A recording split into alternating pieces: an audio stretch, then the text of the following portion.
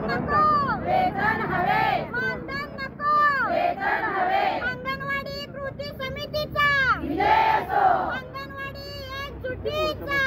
आज इथं आम्ही 4 डिसेंबरपासून बेमुदत संपात सहभागी झालेलो आहे। दिवसा आमचे रोज वेगवेगळे संपाचे नियोजन केलेलं आहे।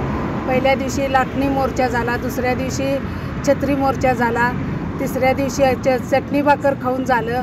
असं वेगवेगळे आंदोलनं करून शेवटी आमचं प्रशासन दाद घेईना म्हणून आमच्या महिला आज रस्त्यावर रात्री कलेक्टर ऑफिस समोर संध्याकाळी 6 वाजल्यापासून घरदार सोडून मुलाबाळांना सोडून त्या इथं येऊन बसलेल्या आहेत। इथंच त्यांनी जेवण पण केलं, इथंच राहायची पण सोय करून रस्त्यावर बसणार आहेत, झोपणार आहेत। आमची मागणी मानधन नको, वेतन हवे, सेवानिवृत्तीनंतर पेन्शन हवी आहे आम्हाला। आणि मोबाईलसुद्धा आमचा जो दिलेला होता तो खराब झालेला आहे, टॅब मिळावा अशी आमची विनंती आहे। तसंच इतर आमच्या ज्या भाडेवाढ वगैरे असतील त्या मागण्या प्रशासनाने मान्य कराव्यात। आणि सगळ्यात प्रमुख मागणी म्हणजे मानधन नको, वेतन हवे, सेवानिवृत्तीनंतर पेन्शन मिळावी।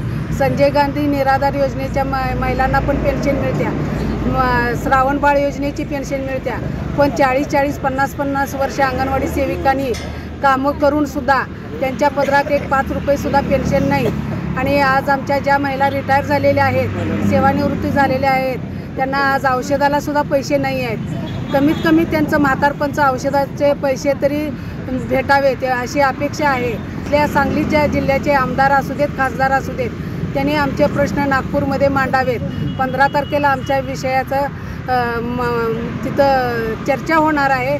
त्याच दिवशी आम्ही इथं विजयनगरला कलेक्टर ऑफिस समोर साखळी रस्ता रोको आंदोलन करणार आहे। आणि 15 तारखेच्या पुढं शासन काय निर्णय देईल त्याच्या पुढं आमचं हे आंदोलनाचं दिशा राहील। आणि आंदोलन घेणार नाही मागं असं आम्ही ठाम सगळ्यांच्या वतीनं मी आज सांगू शकते।